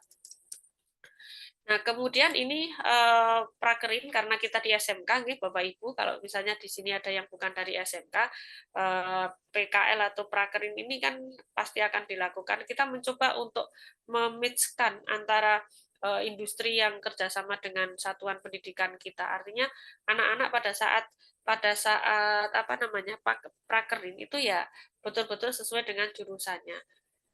Kemudian ini masih di ke student kompeten juga ya, tetapi melalui kegiatan ekstra. Ini beberapa kegiatan ekstra yang ada di SMK kami, ya. Mulai dari ada pramuka, band, drum band, paduan suara, ada pencak silat, voli, ECC, tari, big air, kelas pajak, desain mode dan sebagainya. Nah, ini anak itu kan jangan dipaksa dia itu harus selalu lebih secara akademiknya. Mungkin secara akademiknya dia biasa, tetapi dia di non akademiknya itu bagus. Maka guru, wali kelas itu memang harusnya paham betul gitu, paham betul masing-masing anak-anaknya ini potensinya di mana. Ini sebenarnya sudah mengarah kepada sebuah pembelajaran berdiferensiasi, kebutuhannya murid gitu. Maka melalui kegiatan-kegiatan ekstra ini satuan pendidikan itu ya memang harus support, harus mendukung berbagai kegiatan yang memang itu biar otak kanan, otak kirinya anak-anak itu kan biar imbang juga. Jadi melalui apa ya, dia minatnya di apa sih di kegiatan-kegiatan ekstranya itu. Kalau misalnya harus terus belajar, terus ya saya yakin itu bosen. Apalagi kondisi sekolahannya misalnya kan belum sesuai dengan standar industri, belum menyenangkan, gurunya juga kadang juga masih banyak yang suka marah-marah, gurunya masih banyak yang suka ngosong gitu kan ya. Otomatis kan siswa kan apa ya agak jenuh juga. Maka kita perlu memberikan pelayanan ke yang lainnya melalui kegiatan-kegiatan ekstra ini. Karena dengan mengikuti kegiatan ekstra ini, Bapak Ibu, anak-anak itu pasti akan mendapatkan sebuah pengalaman. Paling tidak dia akan menjadi orang yang belajar untuk bekerja sama dengan temannya. Dia akan belajar apa ya, menemukan sebuah solusi ketika menghadapi masalah dan sebagainya. Nah, ini didapatkan tidak di dalam pelajaran yang formal, tetapi juga bisa didapatkan dari pelajaran atau kegiatan-kegiatan ekstra ini. Jadi sebenarnya banyak hal yang bisa dilakukan oleh guru, oleh satuan pendidikan untuk bisa memfasilitasi anak-anak ini. Oke, baik. Kemudian Go yang berikutnya, program yang berikutnya itu adalah Go Literasi. Di Go Literasi itu sebenarnya kita punya beberapa program nih Bapak Ibu. Nanti saya sampaikan yang sudah jalan dan yang belum jalan. Kalau literasi religius itu kita melalui kegiatan-kegiatan di hari Jumat itu ini sampai sekarang masih jalan, masih rutin berjalan terus. Literasi Woskansapil itu ini Bapak Ibu, kalau Bapak Ibu melihat di sini ada gambar di depan kantor kami itu kan ini kita sediakan fasilitas ada meja, ada kursi, kemudian di sini ada lemari dinding. Nah, harapannya memang di sini itu anak-anak ketika misal ada guru yang tidak ngisi pas ada tugas dan sebagainya, kemudian anak-anak di sini itu anak-anak akan membiasakan untuk membaca. Sebenarnya tujuannya itu seperti ini. Tapi kalau yang di program yang literasi Woskansapil itu di SMK kami ini belum maksimal Bapak Ibu karena apa ya? Saya melihat bahwa ini anak-anak minat bacanya yang di sini itu masih belum sesuai dengan yang kita inginkan. Tapi ini sering dipakai juga. Jadi kalau saya punya murid itu 700 ya baru berapa persen sih anak-anak yang minat bacanya itu tinggi. Kalau ini pojok baca itu di setiap kelas, jadi Bapak Ibu. Setiap kelas itu kita sudah ada pojok baca, tetapi lagi-lagi memang kita itu harus sering mantau. Kalau tidak dipantau itu ini ya nanti tidak jalan lagi. Kalau tidak diuprak-uprak itu kadang apa ya mengkeret lagi. Nah, kemudian yang maksimal berjalan yang sampai saat ini tuh ini GLS ini. Saya memang kasih nama Basar Kamis ya. Basar Kamis itu sebenarnya baca satu lembar hari Kamis. Kalau ini berjalan Bapak Ibu, kami rutin bahwa di literasi itu memang setiap hari Kamis jam pertama itu memang ada membaca. Membacanya diampu oleh masing-masing guru di kelasnya. Kemudian kenapa hanya satu lembar? Karena anak ini kita apa ya, kita biasakan untuk menganalisa sesuatu yang dia baca, bukan banyak-banyakan membaca berlembar-lembar, itu bukan, tetapi anak belajar pada saat membaca apa yang dia dapatkan itu dia bisa menganalisa, dia tahu isinya, kemudian dia bisa mengambil pelajaran dari apa yang dia baca. Nah, itu yang target dari kami di SMK kami itu seperti itu untuk gerakan yang literasi yang setiap hari Kamis. Kalau ini berjalan sampai sekarang, barangkali ini merupakan salah satu cara di satuan pendidikan kami juga Bapak Ibu, sehingga nilai literasinya itu di rapot pendidikan itu memang bisa naik ya, naik agak tinggi, karena memang kadang itu kita itu harus dibaca. Jangankan murid nih Bapak Ibu, guru aja kan kadang juga suruh membaca itu kan agak susah juga nih Bapak Ibu. Jadi kecuali kalau membaca WA sama membaca status WA mungkin ya rajin ya, tapi kalau untuk membaca-baca yang ini ya kadang-kadang memang harus diberi apa namanya motivasi.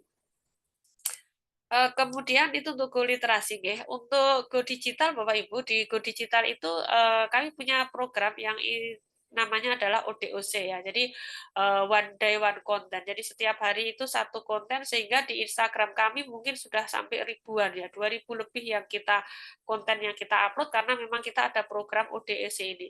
Satu hari satu konten ya. Ada kalanya sih kadang keseling satu harinya tidak ada konten karena tim kami misalnya pas report dan sebagainya kemudian dirapel, tapi sering dalam satu minggu itu tetap kalau 5 konten itu ada.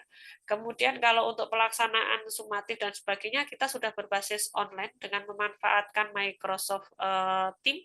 Jadi di kami sudah tidak ada anggaran untuk pelaksanaan kegiatan sumatif atau apa penilaian akhir jenjang dan sebagainya itu secara pakai kertas itu sudah nggak ada. Di anggaran kami tidak ada karena semuanya itu sudah berbasis online dengan memanfaatkan Microsoft Teams ini. Dan yang bekerja hanya sedikit loh Bapak Ibu. Panitianya tidak perlu panitia 10 dan sebagainya, hemat semuanya.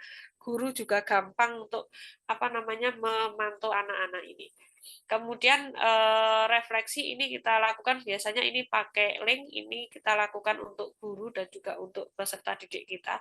Kemudian kalau di tahun ini ada tambahan lagi yang masih di Go Digital. Jadi untuk apa namanya ya?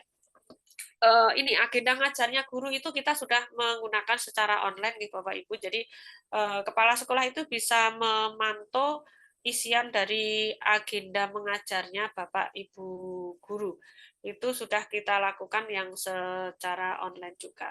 Nanti akan kita lebih tingkatkan lagi ke depan ke media-media atau apa namanya pembelajaran yang bisa memaksimalkan Microsoft Teams, karena kebetulan di kami itu sebenarnya kan ada fasilitas menggunakan Microsoft Teams itu bisa untuk media pembelajaran, artinya bisa untuk menguploadnya materi-materi guru ke siswa itu bisa, tapi ini belum dimanfaatkan oleh teman-teman. Yang sudah itu ya pada saat ini penilaian di tes ini, kemudian sama misalnya ada dokumen-dokumen yang melalui Drive, kemudian kalau yang jurnal itu sudah. Kemudian satu lagi yang Go Digital ini untuk pelaksanaan PKL itu juga sudah semuanya sudah menggunakan pakainya pakai aplikasi, sehingga teman-teman itu bisa mantau anak-anaknya, siswa-siswanya, kehadirannya di tempat lokasi PKL dan sebagainya itu sudah. Nah, ini semua tim-tim saya semua yang bekerja nih Bapak Ibu. Jadi ini kadang juga idenya dari teman-teman, kemudian teman-teman memberitahu kepada kami bahwa ini pakai ini ya, monggo silakan. Jadi keberhasilan di sebuah satuan pendidikan itu tergantung kepada timnya ya, bukan hanya kepala sekolah, tetapi timnya. Karena yang bergerak ini kan semuanya kan tim, bukan kepala sekolah yang bergerak. Kepala sekolah itu kan ya mengayomi, mengakomodir. Kalau ada masalah ya coba kita selesaikan bareng-bareng kan seperti itu nih Bapak Ibu, mensupport, memotivasi seperti itu. Kemudian yang terakhir itu di GoProduct. Di GoProduct kami punya jurusan busana. Ini dokumen-dokumen yang sudah agak berlalu ya. Jadi busana itu sebenarnya potensi ya, tetapi karena mungkin kita belum punya Usman, belum punya Blut, sehingga ya barang-barangnya belum bernilai komersil ya. Artinya sesuatu yang dihasilkan oleh teman-teman anak-anak busana ini teman-teman belum mikir secara apa namanya, wah ini nanti omsetnya harus sekian. Tapi mudah-mudahan tahun ini nanti akan kita coba untuk mentargetkan ini biar ke arah TEFA. Kalau TEFA-nya nanti sudah jalan pasti bisa. Kalau sementara ini kan di kami kan TEFA-nya kan belum berjalan, memang belum ada begitu. Tapi beberapa produk ini yang teman-teman pernah dihasilkan oleh teman-teman busana. Ini juga pernah produk-produk ini pernah ada di kami. Kemudian ini yang busana nih. Kemudian kalau yang TPSM ini pernah membuat ini nih Bapak Ibu. Jadi ini masing-masing guru, ada guru PKK dan sebagainya. Tapi ya lagi-lagi memang belum bernilai komersil ya. Jadi mohon maaf belum bernilai komersil, tapi ini terus kita lakukan untuk pembenahan biar ke depan itu ada nilai komersilnya juga. Nah, kalau ini di AKL ya, di AKL itu, kalau di AKL biasanya kalau PKK itu mengarahnya ke sini Bapak Ibu, jadi ke produk-produk. Alhamdulillah tahun ini kita dapat bantuan yang program PKK, sehingga nanti ini bisa memotivasi teman-teman untuk bisa kembali menghidupkan produk-produk yang pernah dihasilkan oleh peserta didiknya.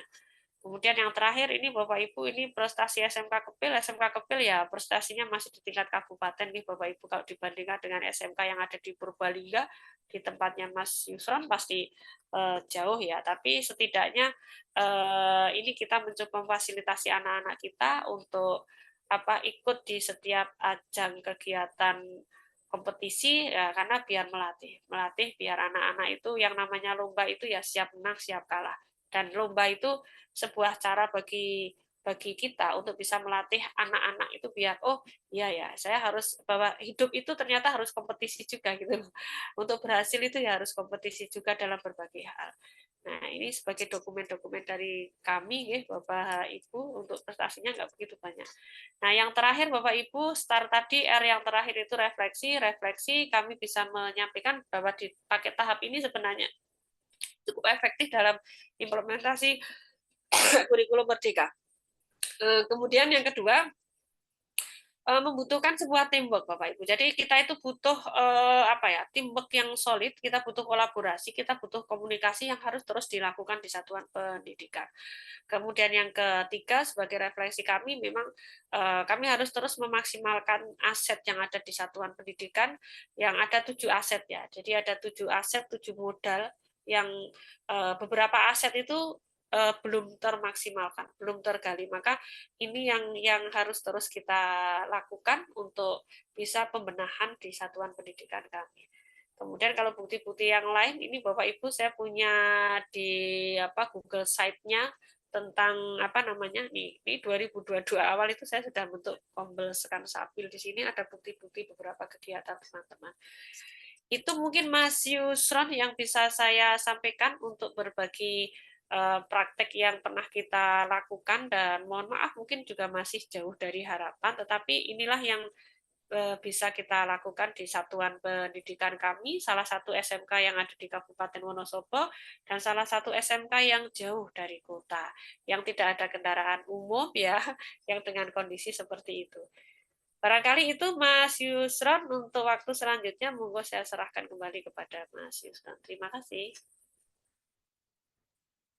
Oke, Bapak Ibu, terima kasih. Kita beri apresiasi dulu, aplaus yang meriah untuk Bu Nurita. Jadi Bapak Ibu, kalau saya mau flashback ke belakang, saya pertama kali ketemu beliau itu di Pamulang ya Bu, dulu di Di mana Mas?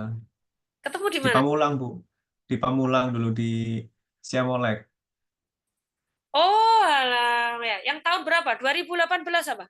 Saya agak lupa, tapi Waktu iya ini mungkin berarti sekitar itu. waktu belajar yang VR ya? Bukan, kayaknya yang komik komik education apa ya kalau nggak salah. Oh, iya iya ya. Oke. Iya itu. Ya, berarti tahun 2018 itu, Mas. Saya masih di SMK Iya. 2 itu. SMK 2 ya, masih Ya, sebagai guru. oke, masih Waktu di itu SMK. kita ketemu, terus kemudian kelas satu daerah, jadi ngobrol sebentar karena memang dengan kesibukan masing-masing. Setelah itu los berapa tahun, saya ketemu lagi. Saya sedang ngurus tugas belajar ke Korea Selatan, ketemu Bu Nurita sudah jadi kepala sekolah kalau nggak salah waktu itu, ketemu dinas pendidikan Hmm, gitu. Kami hanya sekedar lewat saja gitu. 2000 Dan berapa? 2019. 20 Bu, Oh, 20. 2020. Oh ya, Iya. 2020 berarti saya sudah di SMK Kalibawang. Berarti di Korea berapa tahun, Mas? Saya Belajar. usia 17 bulan Ibu. Oh, Tugas belajar 17 dok. bulan. Iya, 17 Hmm. bulan. Oke, baik. Gitu. Terus kemudian setelah itu saya mencari-cari finalis tahun kemarin untuk kepala sekolah inovatif. Itu saya ketemu dokumennya, akhirnya saya menghubungi beberapa orang yang memang eh, terutama yang di daerah Banyumas Raya ini, yang daerah Banyumas Raya ini saya kontak ada Pak Priyo dan jenengan, dan besok ada Bu yang dari Cilacap, Bu Bu Pipit. Wahyu, Oh, Bu kirain Bu Wahyu, Pipit. Bu Indrianti kalau nggak salah. Oh, Mbak Hmm. Indri. Ya, tahu ya. Iya, Kebetulan iya, Fasil juga itu. Fasil, nggih. ya, guru penggerak bareng juga. Iya, jadi harapannya kita menggunakan kepala sekolah inspiratif, kepala sekolah inovatif, inovatif seperti ini, harapannya bisa berbagi inovasi, bukan hanya berbagi inovasi di lingkup sekolah, namun juga berbagi inovasi yang lebih luas lagi. Karena eh, mungkin Bapak Ibu guru punya banyak inovasi, tapi kadang-kadang terbuntur dengan kebijakan atau buntur dengan apa namanya pengetahuan dan hal-hal lain yang mungkin perlu dibicarakan dengan orang-orang yang memang lebih punya banyak pengalaman di bidang prestasi gitu. Jadi kami berusaha untuk menghadirkan orang-orang yang memang sudah punya inovasi dan harapannya bisa berbagi baik kepada yang lain. Harapannya itu memberikan sebuah inovasi dan membuat sebuah apa namanya Bapak Ibu, membuat kita punya inspirasi yang lain. Oh, ternyata ketika ada masalah bisa seperti ini. Nah, seperti itu.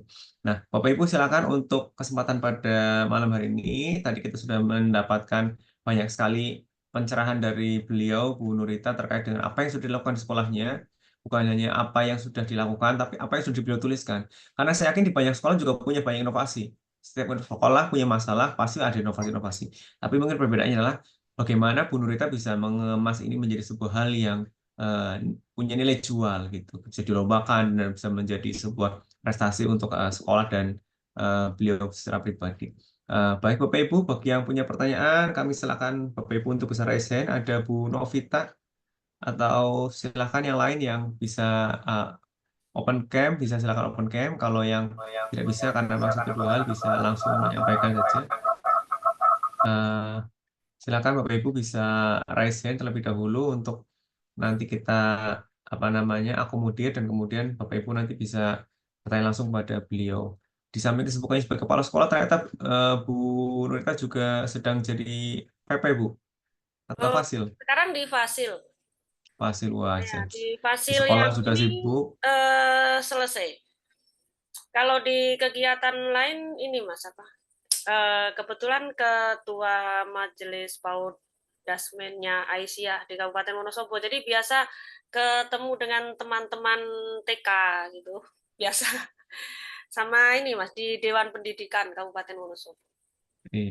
Jadi selingan ya Bu, ketika kita pikirnya sedang lagi buntu, kita bisa ketemu dengan teman-teman untuk apa namanya yang tingkat-tingkat dasar seperti itu, mungkin kan bisa memberikan kita sedikit refreshing. Oh, ternyata eh, ada hal yang mungkin bisa kita juga membuat pikiran kita juga sudah agak refresh gitu, ketemu mereka lebih ceria gitu, dan kembali ke aktivitas di sekolah bisa punya energi yang baru. Bapak Ibu sudah kami buka untuk daftar dirinya, bisa silakan Bapak Ibu refresh terlebih dahulu, kemudian bisa diisi sambil Bapak Ibu mengisi daftar hadir.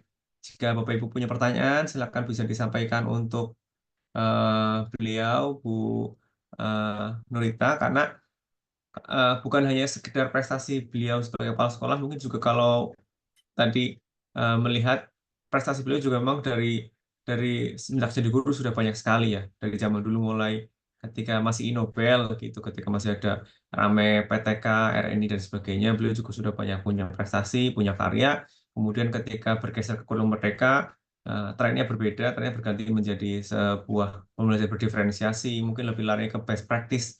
Ini kan sebuah tren-tren yang memang berbeda gitu. Tapi pengalaman beliau pasti juga berguna untuk kita semua bisa tiru ataupun bisa kita kembangkan. Karena untuk bisa membuat sebuah inovasi, tentunya kita harus punya banyak inspirasi. Kita banyak baca, banyak mengenal orang-orang yang sudah punya ekspor di sana. Sehingga itu nanti bisa membuat kita menjadi punya bekal dan kita punya inovasi sendiri, memodifikasi. Oh, ini ternyata mirip dengan punya saya. Nah, bisa kita ambil dan sebagainya. Jadi Bapak Ibu silakan yang punya pertanyaan ataupun yang ingin meminta saran ataupun apapun dari pemateri kita, silakan bisa raise hand, bisa langsung open cam, kemudian bisa langsung ngobrol dengan beliau, atau yang tidak bisa mungkin karena device-nya sedang ada trouble dan sebagainya, untuk chat, fasilitas chat sudah kami buka juga, tadi sempat kami tutup terlebih dahulu, sekarang sudah kita buka. Bapak Ibu mungkin bisa chat ke beliau juga, bisa nanti kami bacakan di sini, biar nanti eh, semuanya bisa bisa sambil belajar bareng-bareng gitu. Tahun ini ada rencana ikut lagi Bu untuk KS inovatif Bu? Belum tahu ini Mas, karena apa timingnya itu pas Oktober, saya rencana tanggal 17 mau ibadah lagi. Wah, Jadi selamat Ibu. saya lihat kemarin Selamat. timingnya kok ini pas Oktober apa kan kalau nggak salah itu ya, saya sempat melihat. Yang satu Tanggal itu 4 Ibu. alasannya itu, yang kedua ya kayaknya lagi agak mau berhenti dulu. Tapi kurang tahu nanti. Kadang suka ini sih Mas kalau apa tiba-tiba lagi mood gitu karena kan kalau di kami kan biasa dokumentasi itu kan terus terdokumentasikan. Jadi kalau misalnya mau membuat sesuatu itu karena dokumentasi sudah ada ya biasanya tinggal mengumpulkan aja. Maka dengan program ODOC tadi itu memang sangat membantu sekali bagi kita. Ya, dokumentasi itu kan nggak bisa dihapusi toh, Mas. Nggak bisa dibuat data-data itu kan nggak bisa. Iya, sudah tertahu semua di Instagram ya. Kita tinggal ngambil link dan sebagainya bisa dilihat di sana. Juri pun mudah gitu ya. Kebetulan kami juga baru tadi pagi pulang dari Solesiknya di Solo. Itu kami sudah ada BIMTAK dari Balai Besar Guru Penggerak juga. Karena mereka juga sedang mendorong jumlah untuk pesertanya Bu. Jumlah pesertanya guru guru inovatif itu mereka lagi sedang mendorong. Kita tadi dibukakan ada 2.500 yang sudah mendaftar, tapi yang sudah submit hanya sekitar tidak ada 500 orang yang sudah submit. Jadi BPGP juga lagi mempush eh, guru-guru untuk bisa mengirim di guru inovatif, sekolah inovatif dan sebagainya. Ada banyak kategori tahun ini. Apa Kalau mungkin kepala formulnya SMK Bu? itu biasanya pada sibuk, Mas. Apalagi sekarang lagi program PK itu kan harus segera selesai ya. Jadi biasanya sebenarnya teman-teman sekolah lain itu sebenarnya banyak, Mas, inovasinya, progresnya itu banyak yang bagus-bagus. Gitu. Tapi kan kalau sudah terkait dengan sebuah karya itu kan setiap orang itu memang mau menulis gitu. Iya, iya, iya. Itu menjadi sebuah sebuah apa namanya kelebihan ya ketika kita punya kemampuan untuk menulis mempresentasikan karya kita itu menjadi mungkin nilai tambah gitu meskipun inovasi di tempat lain juga ada perkembangan tempat lain juga ada tapi pembedanya adalah bagaimana kita menyajikannya menjadi sebuah paper menjadi sebuah presentasi yang memang bisa dilompokkan itu memang yang kemudian berbeda. Oke, Bapak Ibu, kami ingatkan juga untuk daftar diri silakan diisi. Kemudian Bapak Ibu yang ingin punya pertanyaan silakan disampaikan. Saya juga punya kewajiban RTL saya ini Bu RTL saya di komunitas ini kami juga ingin menyampaikan bahwa di apa namanya Jambore GTK ini Bapak Ibu nanti ditunggu sampai tanggal 4 ya. Semoga sih nanti bisa kekejar Bapak Ibu yang punya karya, yang punya inovasi silakan untuk bisa diikutkan karena kita tidak tahu inovasi kita ini bagus atau tidak, inovasi kita ini apa namanya bermanfaat atau tidak itu kalau belum dilombakan. Kalau sudah dilombakan itu kita ketemu juri dipukul kanan, dipukul kiri, pukul depan, belakang udah sampai sempoyongan baru kita tahu ternyata kelemahan kita di sini. Ya, Bapak Ibu, ini juga sedikit sosialisasi karena saya juga punya tugas RTL. Nah, di sosialisasi Jambore GTK Hebat ini untuk apa namanya, ada kategorinya ada 3. Bapak Ibu nanti bisa melihat ada guru inovatif, guru dedikatif, dan kombel inspiratif. Kalau dulu tahun saya adanya guru inspiratif. Nah, tahun ini guru inspiratif diganti menjadi kombel inspiratif. Jadi Bapak Ibu yang punya komunitas belajar, terutama komunitas belajar satuan pendidikan yang penggeraknya nanti adalah seorang kepala sekolah, itu nanti bisa ikut dalam perlombaan ini. Nah, nanti Bapak Ibu bisa melihat di apa namanya aplikasinya di Jambore GTK. Nanti Bapak Ibu bisa login menggunakan akun belajar ID, kemudian memilih kategorinya mana. Ini untuk inovatif itu mungkin biasa ya. Yang agak berbeda itu yang dedikatif nih. Nanti dedikatif itu indikatornya bukan inovasinya lagi atau keterbaruan atau penggunaan teknologi, tapi seberapa besar eh, kemalangan yang dimiliki. Ya, jadi Bapak Ibu nanti bisa mengikuti sesuai dengan kategorinya masing-masing. Nah, untuk yang paling penting nanti Bapak Ibu yang bisa dilihat adalah di sini sebenarnya sudah ada semuanya, mulai dari eh, tanggalnya, kemudian kriteria penilainya, sini sudah ada semua. Nanti kami bagikan di apa namanya Telegram juga supaya Bapak Ibu nanti bisa mengikuti dan harapannya tidak salah dalam memilih kategori karena setiap kategori itu punya indikator yang berbeda-beda. Karena yang bagus ketika salah masuk kamar itu kan berakibat fatal juga. Nah, seperti ini di dedikatif itu mungkin Bapak Ibu, wah saya sudah jadi guru 30 tahun nih, saya ikut dedikatif. Nah, tapi dilihat dulu indikatornya. Jangan jangan apa namanya terlalu cepat mengambil kesimpulan. Ya. Ini terutama di sini nih, pengorbanan, aspek pengorbanan. Itu ada daya juang dan ketahan malangan. Wah, ini kan indikator yang apa namanya nanti harus bisa ditunjukkan. Daya juangnya mana, ketahan malangannya seperti apa. Nah, itu juga Bapak Ibu harus menyiapkan instrumen dan menyiapkan alat buktinya bahwa ini saya sudah tahan malang ini. Wah, tuh. Ini Bapak Ibu nanti bisa diperlihatkan. Ini untuk prosesnya. Ini apa namanya aplikasinya SIM GTK Kemendikbud, aplikasinya di sini bisa Bapak Ibu masuk nanti di Jambore GTK. Nah, Bapak Ibu, jadi silakan nanti dipersiapkan dokumen sebaik mungkin, naskahnya sebaik mungkin, videonya sebaik mungkin, dan nanti Bapak Ibu nanti bisa mengikuti setiap prosedurnya, nanti bisa diundang. Kalau tahun 2022 itu memang nasional langsung ya Bu, kita ngirim ke Ya, Jakarta, kemudian dua-dua. dipanggil 10, diseleksi jadi 10, kemudian 10 itu dari beri penghargaan. Di tahun 2003 di Balai Besar di seleksi terlebih dahulu, ada 10 besar yang dipanggil ke Balai Besar, kemudian 1 orang yang juara dikirim ke nasional. Nah, tahun ini Balai Besar hanya menyeleksi 10, kemudian 10 itu wawancara saja. Kemudian untuk setelah wawancara ada gelar bicara. Jadi Ada talkshow-nya. masukan dari iya Ibu. Jadi masukan dari tahun kemarin itu kan wawancara tertutup, juri sama peserta saja. Nah, nanti tahun ini 2004 ini lebih seru lagi. Juri, peserta dan semua peserta lain bisa ikut dalam itu. Jadi kayak sidang terbuka. Nah, nanti semuanya bisa ikut nanya. Ya, itu nanti akan lebih ini lagi kalau misalnya kita nggak kuat mental, nggak kuat data ya wis pokoknya diantem kanan kiri nanti ya. Jadi nanti Bapak Ibu dipersiapkan sebaik mungkin, videonya dibuat, kemudian datanya dipersiapkan supaya kuat, supaya nanti Bapak Ibu bisa lebih siap dalam menghadapi segala bentuk pertanyaan. Oke, mungkin itu sedikit sosialisasi yang bisa saya berikan ataupun saya sampaikan ke rekan-rekan semua pada kesempatan malam hari ini. Ketika memang tidak ada pertanyaan, terima kasih Bu Nurita sudah menyisakan waktunya untuk kami, memberikan tenaganya, memberikan ilmunya, pengalamannya yang luar biasa sekali. Semoga bisa menginspirasi kita semua dan nanti bisa menjadikan generasi-generasi di Jawa Tengah ini seperti yang tadi Bun Rita sampaikan. Kemarin juga dari pemateri Pak Slamet dari Semarang juga menyampaikan hal yang sama. Katanya, saya malah lebih berat seleksi di Jawa Tengah kalau udah di Jakarta mah ya kualitasnya ya seperti itulah gitu katanya teman-teman yang Jawa Barat jadi Jawa Tengah itu katanya lebih berat-berat daripada yang kemarin ketemu gitu. Mungkin hal yang sama juga dirasakan oleh Bu Nurita. Semoga kita bisa mempertahankan apa yang kita miliki di Jawa Tengah ini menjadi wilayah, menjadi daerah yang diperhitungkan di kancah nasional ketika terjadi perlombaan.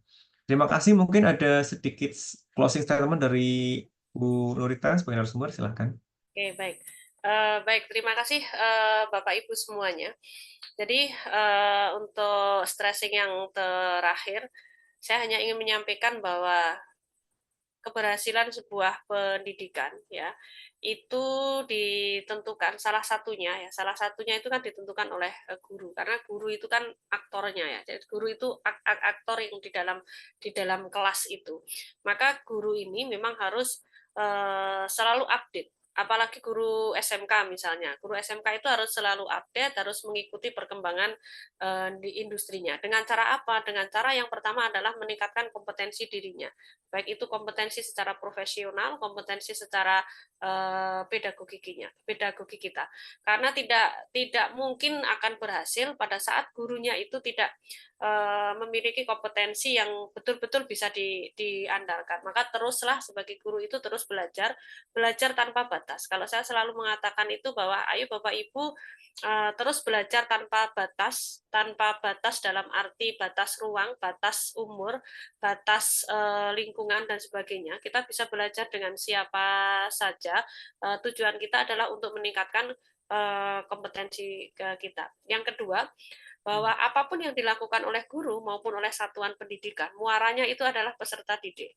Mereka adalah anak-anak yang memang harus kita layani dengan sebaik mungkin, karena nasib bangsa ini kan nanti terletak kepada generasi penerusnya, tergantung kepada anak-anak kita. Maka teruslah kita berusaha untuk melayani anak-anak kita itu dengan hati. Jadi mengajar dengan hati ya bahasanya. Mengajar dengan hati itu kan berarti betul-betul kita pada saat melakukan sebuah pembelajaran itu betul-betul hati kita yang tersentuh dan kita ingin selalu memberikan yang terbaik untuk anak-anak kita. Bukan karena hanya sebuah tuntutan kita sebagai guru kemudian bertugas mengajar itu bukan, tetapi ada hal-hal yang memang ingin kita berikan kepada anak-anak kita, dan kebahagiaan guru itu ketika melihat murid-muridnya, anak-anak kita itu sukses, itu adalah kebahagiaan guru, bukan hal yang lain, tetapi betul-betul saat bahagia itu ya saat ketika melihat murid-murid kita itu sukses. Yang ketiga, Mas, saya ingin menyampaikan bahwa kita harus selalu siap dengan sebuah perubahan. Apapun perubahan itu, maka hindari menjadi guru yang suka mengeluh, menjadi guru yang sedikit-sedikit akan komen bahwa kurikulum berganti nanti bagaimana dan sebagainya. Itu jangan sampai seperti itu gitu loh. Tapi mindset kita, ayo kita buka lebar-lebar bahwa apapun kurikulumnya, ketika proses pembelajaran kita itu baik, itu pasti akan baik. Jadi kuncinya itu adalah di Bapak Ibu guru pada saat melakukan sebuah proses pembelajarannya. Kalau kemarin itu adalah kurikulum merdeka, kemudian sekarang dinamakan dengan kurikulum nasional, ya itu kan sebuah perkembangan dan perubahan itu pasti ada, baik itu karena faktor politik maupun faktor perkembangan zaman. Maka tanamkan pada diri kita untuk selalu mengatakan bahwa 100% solusi kemudian 0% mengeluh ya. Jadi kita akan terus melakukan sebuah upaya-upaya memperbaiki diri kita untuk bisa memberikan yang terbaik untuk anak-anak kita. Kemudian yang terakhir, apapun kompetisi yang diadakan, Bapak Ibu, silahkan untuk bisa ikut ya. Lomba itu adalah bagian dari bagaimana kita menuangkan sebuah karya atau apa yang kita lakukan dalam bentuk tulisan, dalam bentuk video. Kalau persoalan juara atau tidak itu urusan terakhir. Juara itu bonus ya.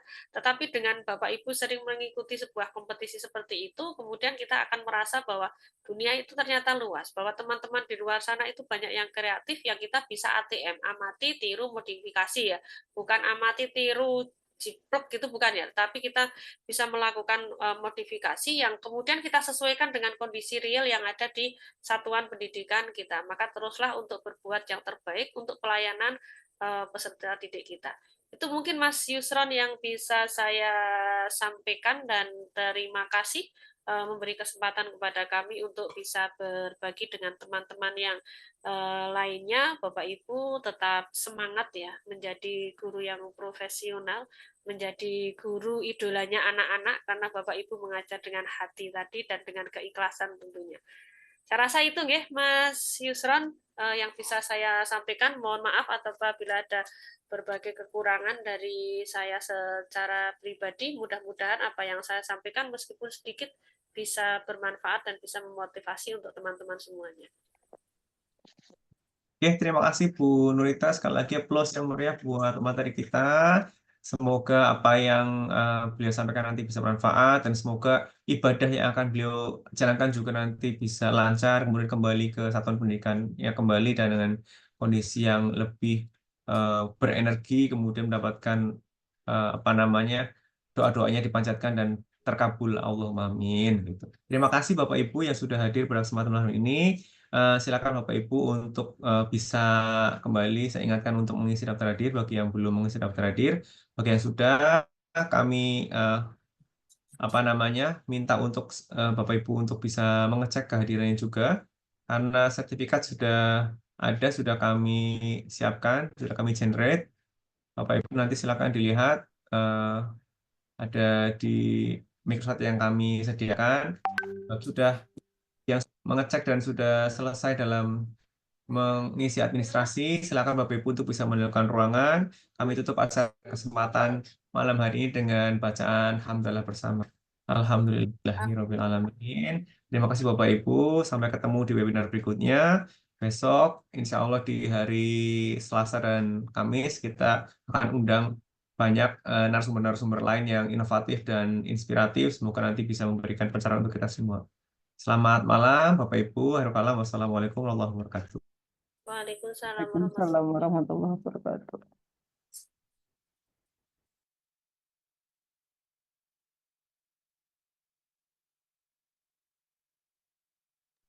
Terima kasih Mas Yusron, saya izin live nggih. Bu Nurita, terima kasih waktunya.